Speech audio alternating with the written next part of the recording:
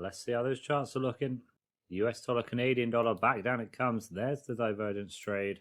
Don't think it quite would have been take profit for sub-trade A, but very close. Great British pound continues to recover. Euro New Zealand dollar as well. That would have been the trade Friday night. Missed out on that one. No higher closes or lower closes today. Plenty of trend reversals going on.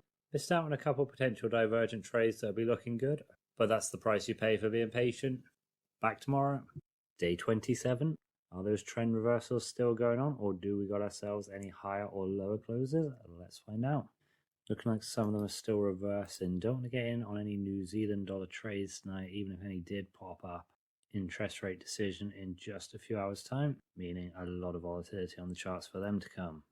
Australian dollar, Canadian dollar potential here is closing at a low for the last 20 periods if we go back to there. And we do have divergence from this point right here. I think I'm going to try and give it one more day. We got a little bit of room on that OBV divergence, so we'll see if we can be a touch greedy with it. That Australian dollar, Canadian dollar pair is the only one that's looking like it's got the potential. But don't want to rush into it after the steep drop. And with the NZD volatility coming tonight, likely that'll impact on the Aussie dollar as well. Let's wait that extra day to see if we can get in there tomorrow. So let's see what we got. See how the Australian dollar, Canadian dollar came in. Looks like we might have missed out on our chance yesterday. We would need to go about 120 pips to get a take profit.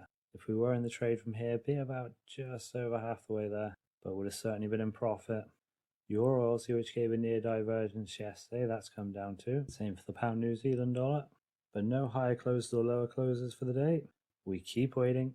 Day 29. How about them charts? US dollar CAD creeping up again. Struggle to kind of see divergence here, possibly if there's a big push tomorrow. And it is non-farm payroll day tomorrow, so we might see volatility, but I think the volume of the day will push the OBV above these previous peaks. Australian dollar, Canadian dollar has come down a bit. It did spike up. Would we have taken profit? About 100 pips, so not yet. We'd still be in there in a bit of money. Euro New Zealand dollar potential to push, but again, don't think we'll see the divergence. Yeah, just not hitting those higher or lower closes again. Maybe the NFP tomorrow will get things back on track. See us in some trades to finish the week.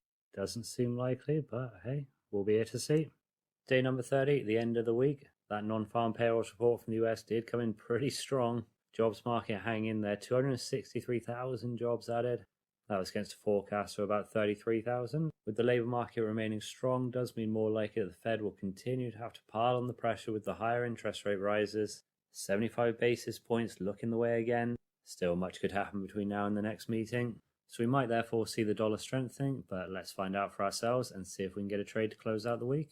New Zealand dollar, Canadian dollar, a new lower close, but the OBV right there with it, no signal.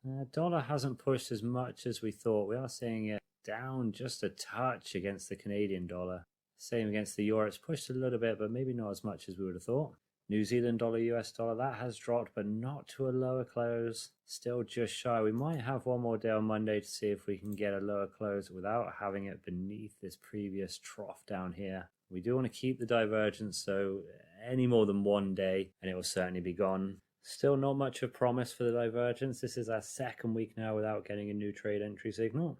As we've said, we need those trend continuations to happen, really push themselves far out in one direction, so we can try and get that snap back and hopefully get the elusive trailing stop loss at some point. Have it go on and on, all the way back to the moving average, all the way on and on, never retracing until we can make back all of these losses. With no new trades, there's nothing to add for the journal, so we'll just come back next week onto the charts, see if we can find that signal.